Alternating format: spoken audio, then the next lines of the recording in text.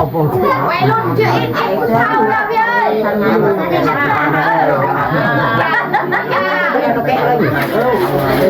คนเท่ามาเถอะแต่ใส่เอานะกูจะทำอ่ะยิงชาติคนเท่ายิงเจ้าพระคุณแทนคุณแทนเนื้อเอาก็ไปน้องเจ้าพ่อว่ากระโมดแก้เนี่ยไปมีต่อแก้เนี่ยถูกเล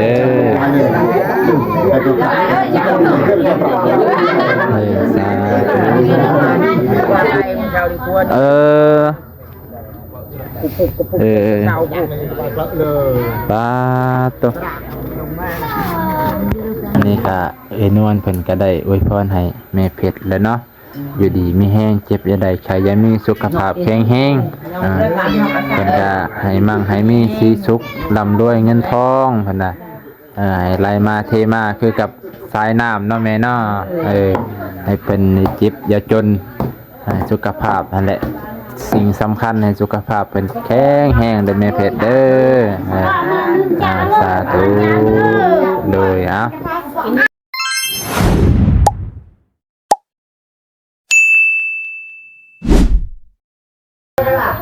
สบายดีพ่อแม่พี่น้องลุงป่าบุษกุสุคนที่เคารพเส้นเก่าเส้นเคยและสวัสดีครับพ่อแม่พี่น้องที่อยู่ประเทศไทยมื้อนี้ก็ถือว่าเป็นเรื่องงามยามดีพ่อแม่พี่น้องจะได้ขึ้นเฮือนนวลเนาะแล้วก็มื้อนี้ก็เป็นมื้อวันศาสตร์วันพ่อเนาะของประเทศไทยเสียงก็เป็นธันวาพี่น้องบางคนจื้อได้ดีธันวาคือวันพ่อแห่งชาติของพ่อหลวงนะรอเก่าพี่น้องเนาะแล้วก็มื้อนี้ก็เป็นมื้อเลิกงามยามดีของไอ้นวลให้กันพี่น้องจะได้ขึ้นเฮือนใหม่พี่น้องสงเสาร์ก็จะได้เฒ่าแก่ในโฮมกับพ่อก็จะได้ขึ้นเฮือนเพิ่นพี่น้องเนาะถือว่ามื้อนี้เป็นเลิกงามยามดีสองอย่างเลยพี่น้องทั้งพ่อหลวงรอเก้าให้พี่น้องก็เป็นวันศาสตร์ของประเทศไทยเนาะวันพ่อแห่งชาติเนาะวันพ่อแห่งชาติเป็นไงก็บ่าวน้องเคยอยู่ทางคุณกับผู้ดีธันวานี่จื้อคักเลยพี่น้องเนาะมื้อนี้สิได้พาเบิ่งบรรยากาศของการขึ้นเฮือนนวลพี่น้องบ่าวน้องก็มาตั้งแต่7 โมงกว่าเลยพี่น้องตอนนี้7 โมง 10 กว่านาทีพี่น้องญาติพี่น้องก็เต็มเลยพี่น้องไปจะได้ก็ฝากกดไลค์กดแชร์กดติดตามให้เด้อพี่น้องทุกกำลังใจทุกคนเลยพี่น้อง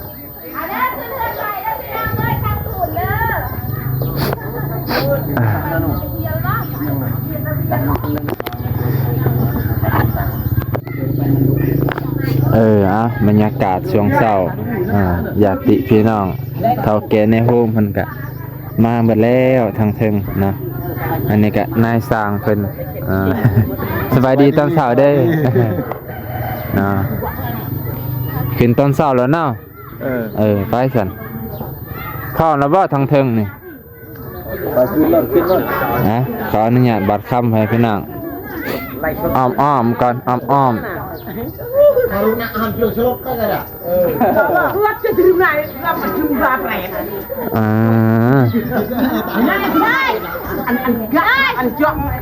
ด็กน้อยขึ้นเดี๋ยวให้เด็กน้อยขึ้นก่อนพี่น้องเดี๋ยวติดเหลืองติดอันนี้ลืมขึ้นมาไหมครับเจ้าของเฮือนยังสิลินวาวอยู่ปะก้อนวาวนะมาเป็นสิผูกคอต่อแขน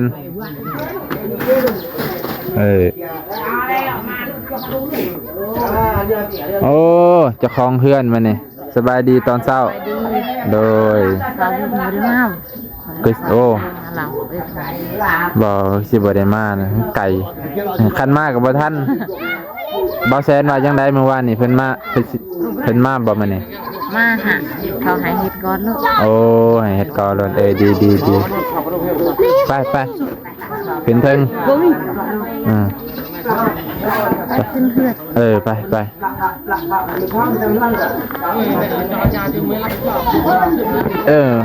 เสาในเด้อไปเล่นแล้วลูกไปพี่น้องขึ้นเพื่อนน้ำกันขึ้นเพื่อนใหม่ เนาะ ไม่แช่งก็ยังไม่แช่งอยู่ข้างในก็ไม่เอา เพิ่นก็สิอยู่ทางนอกไปพี่น้องอยู่ทางระเบียง อีกคนนึงคุยเอาคุยยังก็พยายามจะมาดึงน่ะไม่เอาพวกคอยอยู่บนโต๊ะน่ะ เอาใส่ดิชายตะกี้มันมีค่ะเยอะแยะเอาเลยเอาดินเลี้ยงน่ะปากกาอเยู่เอาขออนุญาตเด้อขอเด้อขออนุญาตตั้งกล้อง บ่ได้เชื่อหน้าเชื่อตาบนเชื่อเดินนั่นเหรอ โอเคในโฮมมาบัดแล้วพี่น้องญาติพี่น้องเต็มเฮือนบรรยากาศอบอุ่นเนาะพอเนาะโดยจ้ะพอเข้าเลยเข้าเอาหอดเวลาเลยเนาะตอนนี้ก็หอดเวลาแล้วครับพี่น้องเมื่อคืนคุณเดียวใครบ้าใครชาติครับใครบ้าง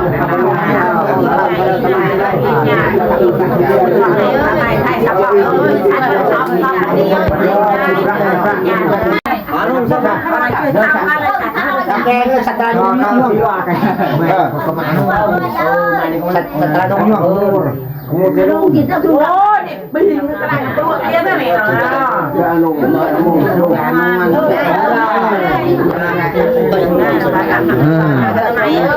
นการบ้านเลยชาวคือนี่ตอนเรียนไก่ไงเรียนไก่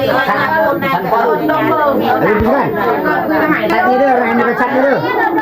ชัดนี่แรงด้วยกันเราเลือกมึงกันด้วยกันเลยเดินเราเดินดีเลยอ่ะ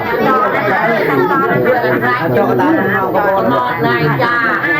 ไอ้ตามกล่องดีก็ทำ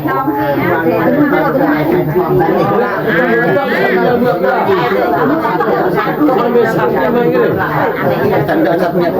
ลงไป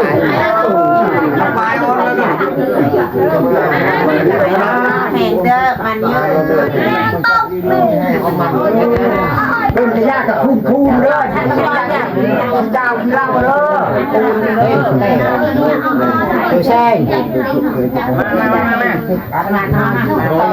ต้องเดินตีข้าวเด้อเป็นยาหนึ่งเป็นจ้าวัยรุ่นชื่ออินข้าวแล้วพี่เอ้ยสั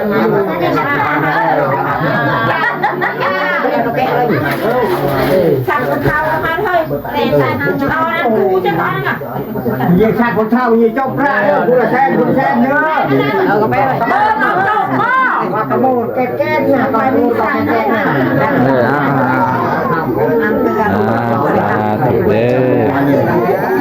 ถูก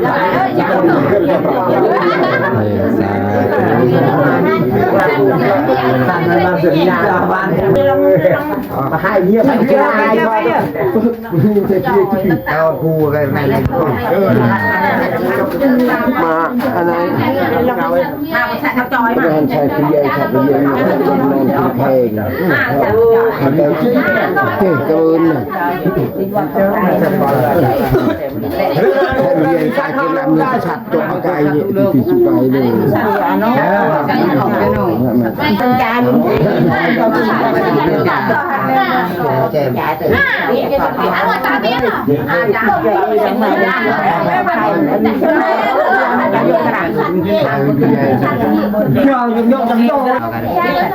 อยู่เยอะนะนี่จะเจ็บเลยทีเดียวเจ็บอะไรเนี่ยอยู่ได้ดังที่อะไรยาอะไรยาโคจะนำเลือกยาเกี่ยวกับทำยาที่เป็นก็ตรงสมัยใครจะบอกว่ายาที่อยู่ดีนี่ให้เจ็บจะได้ใครยังมีเด้อเกินเฮือนใหม่คำคูณอยู่เย็นเป็นสุขมั่งมีสีสุขเฮ็ดยังทำมาค้าขายให้มันคนลำมือเต่าผู้แก่เป็นจำ ขอโชคขอลาบนำ วันนี้เราคือแค่เพื่อการเป็นการควบคู่จากการต่อสู้บอกเราจัดเกมเลยไม่ควรจะได้ต่อเลยจะโดนคือประชาธิปไตยแห่งที่วันทำวันคูณทั้งนั้นเลย ยามดีเนาะเออเอ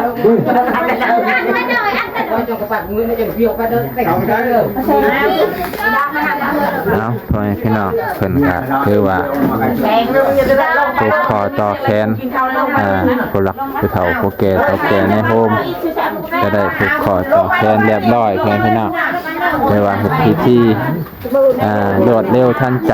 พ่อแม่พี่น้องว่องไวแต่ว่าเพิ่นก็บ่ได้เฮ็ดง่ายปานใด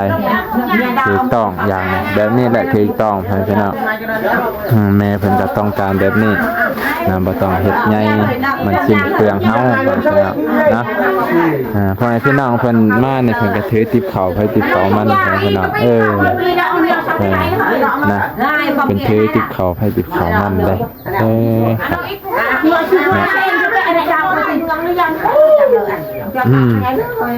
แล้วไปแต่นูดาโอนเลยละไงล่ะนี่ดาโอนได้เลยอะไรก็เซ็นชื่ออันนี่ดาโอนได้มาทำกับเซ็นชื่อลองมันจ้าตาแล้วเว้ยเรียกกูไอ้เราพูดเรื่องเราฟังไม่ได้อยู่ลุมเบิดต้องไปลินอยู่ลุมมาแหละข้าวก็ลาแม่ข้าวสั่งเลยตรงกลางคือเอาละเอาไว้ถึงมาชุดนี้มาเพื่อชวนคิวไว้โจดาทุ่งยางอย่าเอาว่างามบ่พองามบ่โอ้ชุดนี้ปาตะงามซื้อเก่งดิ่งเลยนะตั้งเที่ยงนึงตั้งเตียงอันนั้นเราแบบเแบบเดียวนะพอนะเดี๋ยวแพงดิมีข้าวมาเนี่ยทุ่งยางเอามาลงรถไปพี่น้องหลังจากที่ถูกคอต่อแขนเรียบร้อยผู้เฒ่าผู้แก่เพิ่นก็ได้มาโคดให้คำให้คูณพอเพิ่นก็ได้มาโคดตีนเสาให้อยู่ดีมีแห้งโดยโคดนำคำนำคูณมาพอเด็กงามยามดีเด้อมันนี่เฮงจากไอ้นอนอยู่ใส่แค่นั้นทางนี้ทีมงานเห็ดกินเป็นเห็ดกินแล้วแหละโอ้หลับงอครัวซีนป้าตัวเป็นตาแสบแท้เป็นเห็ดตั้งแต่3 โมงเช้าผมไปจักเฮ็ดก่อนไก่ยังท่านคันวันนี้ไก่มันเช้าดีกว่า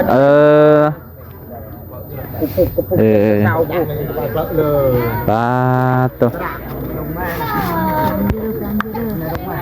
ชิมตักให้จัดยายกัน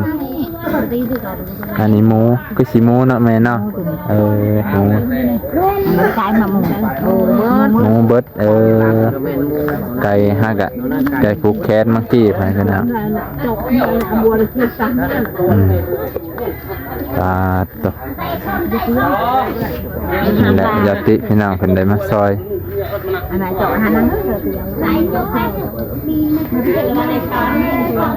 โอ้ตาจะไปบ่อากาศจะไปเอาไปส่งคนเท้าเอานี้เลยคนเท้าเลยใจเงินจ่าโดนถึงเพื่อคดีแล้วไปก่อนในพี่น้องจะได้เป็นก็ได้ยกผ้าเขาผ้าไปพี่น้องกินกันเนาะหลังจากที่ผูกคอต่อแขนทำกันแล้วก็ได้ผูกกินข้าวกินน้ำกินข้าวรวมปลากินกินเกลือโอ้ยบ่น้องเราผิดคือนะบรรยากาศคึกคืนได้ไหมพี่น้อง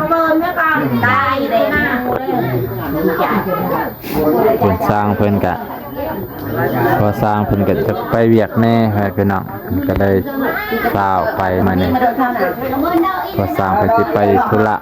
เพอเพิ่นจะเป็นชาวบ้านเนาะคือว่าเพิ่นสิมาขวดโครงการช่วยเหลือห้องน้ำชุมชนให้พี่น้อง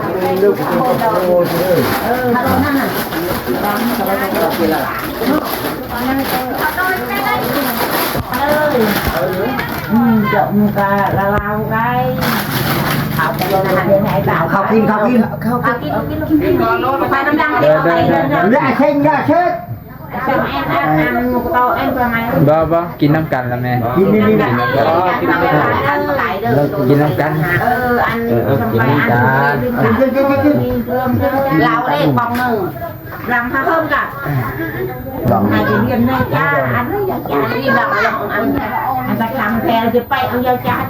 โอ้ยแต่มันตะคำเลยแต่มันตะคำมันไม่รอเพื่อ จ้า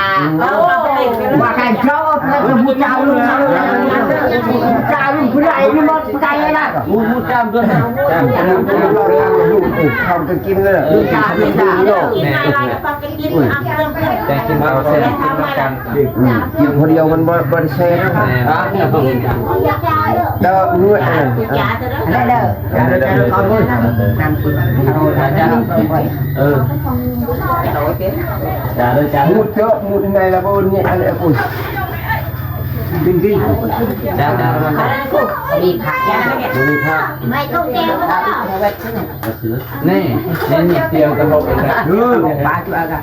เดี๋ยวไปตัก กิน เตียวเจ้านี่กระบอกแรก น้ำแต่บนต้นบนดอกยางเลย เอากินเลยเด้อ มันได้เลยนวลกินข้าว เอานวดเลยเริ่มจ่ายได้นวดเลย มา เริ่มจ่ายเท่ากันเริ่มจ่ายนั่งจ่ายทุกเดือนไปจ่ายนั่งกัน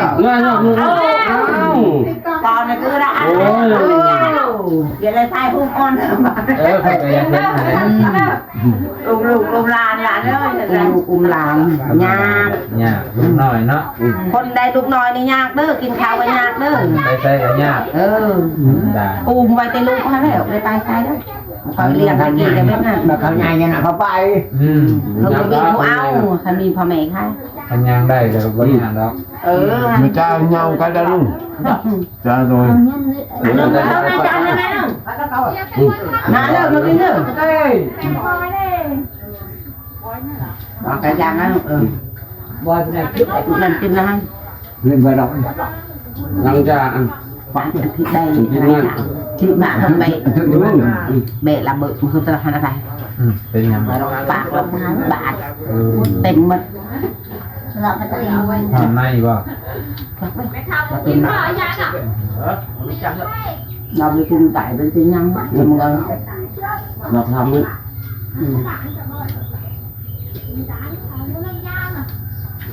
อะไรไม่รับไปป่ะ ร้านนั่นเราอยู่เนี่ย กินเยอะๆก่อนชัวร์ไปรสเลย กินเยอะกินเยอะจ้าแล้วมั้ง đi ăn quẹt rùa bọn này làm nước nóng các ăn nhưng tự mình hoàng lá bà ăn cái món nó gì đây nó ăn ơi tự tự lùng mà bà có quả thì nó mắc quả thôi không เดี๋ยวทำอีกที่แบบรู้ให้ใครอะไร mà làm đi dạo nữa đi ăn ít vừa luôn thế ra dạy ngày làm lưng tóc làm gì hơn của bơm đang ăn làm tạo gì ăn chỉ là quê cho bà em nó ăn mà nàng đi quê cho bà nhỉ tớ nó bơi mà nắng mắt là pin nước à tê vợ lên nào bên này cả ơn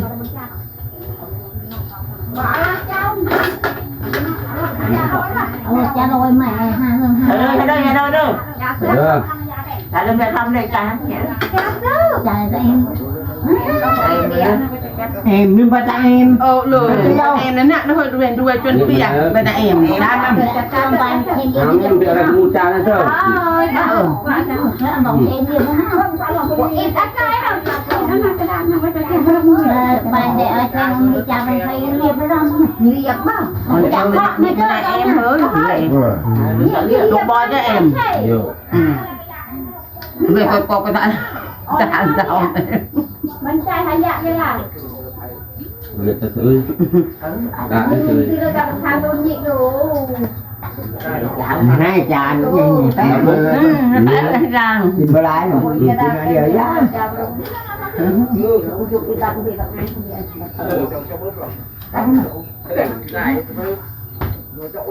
một cái chân nhịp cho coi nè đi đây cho cỏ già luôn cái tay mẹ to bự chán chào tay pin lại đó Đã ra thật thì bắt chưa. ở dưới là cái con nư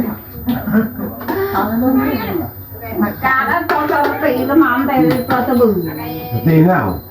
tỷ lá cá tại một lượng người cá đó to bự tỷ lại nó lăn đường Ngao buồn. đây chưa lại trả có chọn làm hai con thì trả bao con này สิมาฝากบอกแม่เพชรเพิ่นฝากบอกเด้อให้ยินดีนำเอ่ยนวล đôi ได้ขึ้นเฮือนใหม่เพิ่นฝากมาบอกยินดีนำได้หลายอวยพรให้เพิ่นแน่ không mày này พี่จะรวบห้า ให้อยู่ดีไม่แห้งให้ หายดีดีแง่เบิ่งแง่กันคือทานไม่ขายดีดีแง่ มันให้ยืนให้มันให้ยืนลูกหลานเอ้ยน้องทุกคนให้อยู่ดีไม่แห้งมีแต่ความสุขความเจริญลูกเอ้ย โดยเนาะนี่ก็เอ้ยนวลเพิ่นก็ได้อวยพรให้แม่เพชรแล้วเนาะอยู่ดีมีแห้งเจ็บอย่าได้ใครอย่ามีสุขภาพแข็งแรงเพิ่นก็ให้มั่งให้มีสีสุขร่ำรวยเงินทองเพิ่นน่ะให้ไหลมาเทมาคือกับสายน้ำเนาะแม่เนาะให้เพิ่นเจ็บอย่าจนสุขภาพนั่นแหละสิ่งสำคัญให้สุขภาพเพิ่นแข็งแรงเด้อแม่เพชรเด้อสาธุโดยมื้อนี้ก็ถือว่าจบแล้วเด้อแม่เด้อขึ้นเฮือนขึ้นศาลของเอนวลมื้อนี้โดยก็ได้จบลงด้วยดีไปพี่น้องเนาะหลังจากที่ผูกขอต่อแขนแล้วกินข้าวกินน้ำเรียบร้อยนะเอนวลเพิ่นก็ได้นั่งล้มกับญาติพี่น้อง dạ mời cha เนาะ lại ông bác kia เอาไปพี่น้องกำลังจากที่ขึ้นเฮือนเอ้ยนวลแล้วเนาะก็สิได้อำลาพาจากไปพี่น้องเบิดสุขสุคนที่รับชมตั้งแต่ต้นจนจบไปพี่น้องแล้วก็บ่ได้กดข้ามโฆษณาขอมกขอบใจขอบพระคุณไปพี่น้องลุงป้าเบิดสุขสุคนมื้อนี้ก็ถือว่าเป็นมื้อสันวันดีไปพี่น้องบ่ว่าจะเป็นทางประเทศไทยก็เป็นวันชาติของพ่อเนาะวันพ่อแห่งชาติไปพี่น้องเว้าครับแล้วก็เป็นมื้อสันวันดีของเอ๋ยนวลไปพี่น้องมื้อนี้ก็ขอมกขอบใจขอบพระคุณไปพี่น้องลุงป้าบ่ว่าจะอยู่ในประเทศและต่างประเทศให้อยู่ดีมีแห้งเจ็บอย่าได้ใครอย่ามีสุขภาพแข็งแรงสุขกายสบายใจร่ำรวยเงินทองปรารถนาสิ่งใดที่เป็นไปโดยสอบประกอบด้วยคุณงามความดีขอความปรารถนานั้นให้สำเร็จทุกสิ่งทุกประการเด้อพ่อแม่พี่น้องลุงป้าเป็นสุขสุขคนเด้อสาธุ เราหลับดี